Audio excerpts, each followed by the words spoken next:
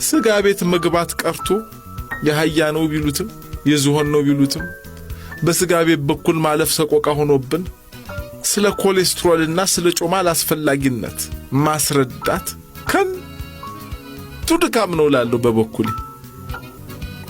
አልተረዳችሁንም እንጂ የምንፈልገውን ትተን የምናገኘውን መብላት ከጀመርን ቆየን። ድሮ ለዓመት በዓል የምንዘለዝለው ስጋ ዛሬ ተረት ሆኖብን ለበግ መግዣ ያዘጋጀነው ገንዘብ ዶሮ አልገዛ እያለን የምንገዛውን ፍየል ከገበያ አስረን ልናመጣበት ይዘነው የሄድነውን ገመድ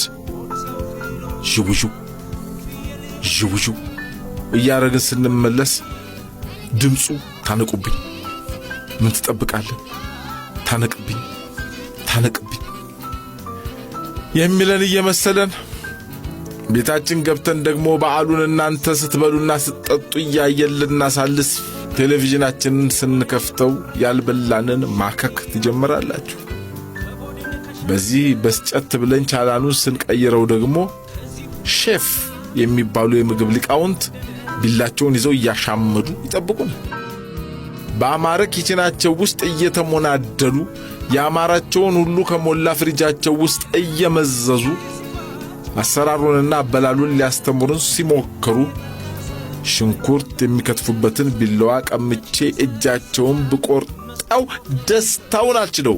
በበኩሌ ስሙን ሰምተነው የማናቀው የቅመም የቅባት የአትክልት ዘር ሲዘረዝሩ እኒህ ሰዎች የሚያስተምሩ ስለ ምግብ አበላል ነው ስለ ሙስና የሚል ጥያቄ ያነሳሉ። ምክንያቱም የእነሱን ምግብ አዘጋጅተህ ለመብላት አስቀድመህ ሙስና መብላት አለብህ። በዚህ ሐሳቤ ግን ሚስቴ መስማማት አትፈልግም።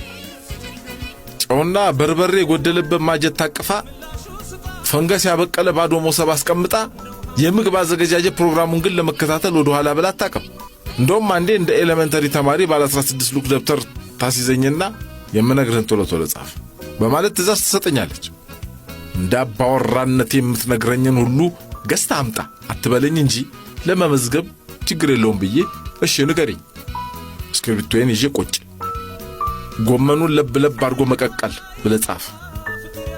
ጎመኑን ምን አድርጎ ለብ አድርጎ መቀቀል። ቀጥይ። ግማሽ ኪሎ የሚሆን የተፈጨ ቀይ ጥጃ ስጋ ያልተፈጨ ይሻል። አንተ ዝም ብለህ ጻፍ አንተ። እሺ ቀጥይ ብያለሁ። የተጠበሰ አሳ አሳር አላልኩም አንተ አሳር ያሳይህ አሳ። እሺ ርን ሰርጃታለሁ። ቀጥይ። እንደውም አልሰርዝም ተሳስቼ ነው አልጽፍም። ሙሉ ነው የምሰርዘው። ለምን አሳ የሌለበት ሀገር እየኖርኩ ለምን አሳ ብዬ የምጽፈው? አንተ ለወደፊቱ አሳ ያለበት ሀገር ልንሄድ ስለምንችል ዝም ብለህ ጻፈውማ። ደግሞ ለወደፊቱ አሳ ከሚኖራቸው ሀገሮች መካከል አንዱ ልንሆን እንችላለን፣ አይታወቅም። እሺ ይሁን። እሺ ቀጥይ። ከዛ በኋላ ሚስቴ የማታውቃቸውንና የማትፈልጋቸውን መዝለል ትጀምራለች።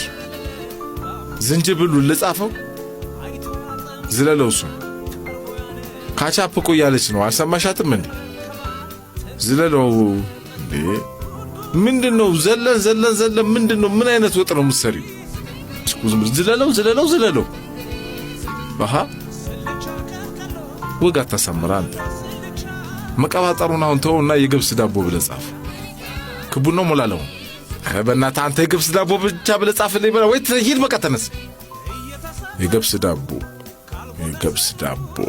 ቀጥይ።